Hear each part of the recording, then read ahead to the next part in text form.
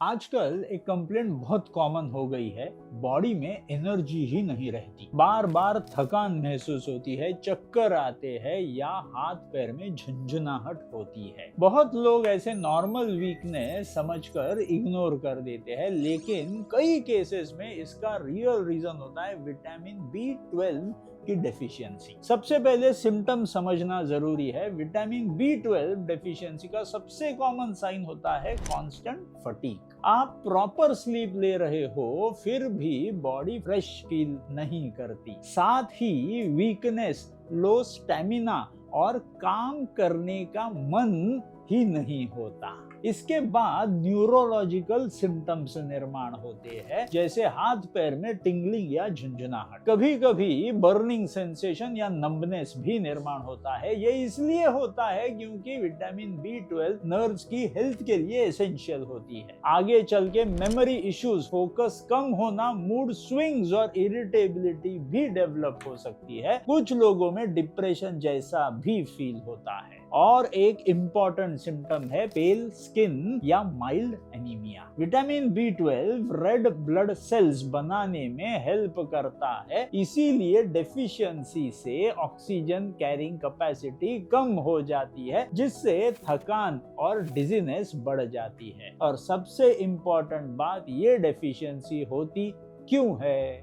तो सबसे common reason है आपका diet. Vitamin B12 mainly animal based foods में मिलता है, इसीलिए वेजिटेरियन और वेगन लोगों में इसका रिस्क ज्यादा होता है। लेकिन सिर्फ डाइट ही प्रॉब्लम नहीं है, कई बार एब्जॉर्प्शन इशू भी होता है। अगर आपका डाइजेशन वीक है, स्टमक एसिड कम है, तो आप विटामिन B12 खा के भी फिर से एब्जॉर्ब नहीं कर पाए तो आपको डेफिशिएंसी महसूस होगी। अब बात करते हैं उनके सॉल्यूशंस की।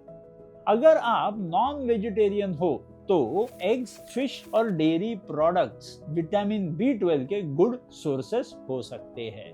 वेजिटेरियन में मिल्क है, दही है, पनीर है, ये सारे के सारे हेल्पफुल हो सकते हैं, लेकिन इनमें विटामिन B12 लिमिटेड क्वांटिटी में होता है। इसीलिए बहुत केसेस में सिर्फ डाइट से डेफिशिएंसी करेक्ट करना डिफिकल्ट हो जाता है। यहाँ सप्लीमेंट्स का रोल बहुत इंपॉर्टेंट हो जाता है। Doctors usually vitamin B12 tablets का इंजेक्शंस रिकमेंड करते हैं depending on the deficiency level. अगर डेफिशिएंसी सीवियर है तो इंजेक्शन ज्यादा इफेक्टिव होते हैं, क्योंकि वो डायरेक्टली ब्लड स्ट्रीम में चले जाते हैं और एब्जॉर्प्शन का इशू बाईपास कर देते हैं। लेकिन सिर्फ सप्लीमेंट लेना ही इनफ नहीं होता, आपको अपनी गट हेल्थ और डाइजेशन भी इंप्रूव करना पड़ेगा। अगर डाइजेशन वीक है तो न्यूट्रिएंट्स एब्जॉर्ब नहीं होंगे। आयुर्वेद के हिसाब से अग्नि ये वीक होता है तो प्रॉपर पोषण अपने शरीर को नहीं मिलता है।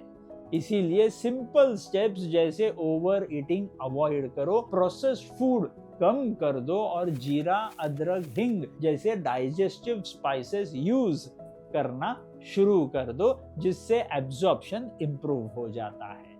एक और इम्पॉर्टेंट पॉइंट, अननेसेसरी एंटासिड्स या एसिडिटी के मेडिसिन को लॉन्ग टर्म यूज भी विटामिन B12 एब्जॉर्प्शन कम करवाता है। इसीलिए बिना नीड के मेडिसिन अवॉइड करना ही बेटर है। रेगुलर ब्लड टेस्ट करना भी जरूरी है, स्पेशली अगर आप वेजिटेरियन हो या सिम्टम्स फील कर रहे हो।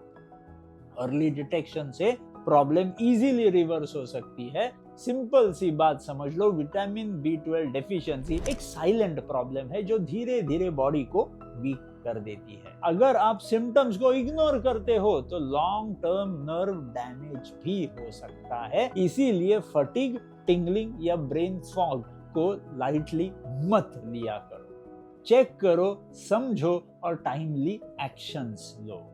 अगर ये इंफॉर्मेशन यूजफुल लगी हो तो इसे सेव करो और शेयर भी करो। और अपनी हेल्थ के सिग्नल्स को इग्नोर करना बंद करो। बॉडी हमेशा पहले हिंट देती रहती है।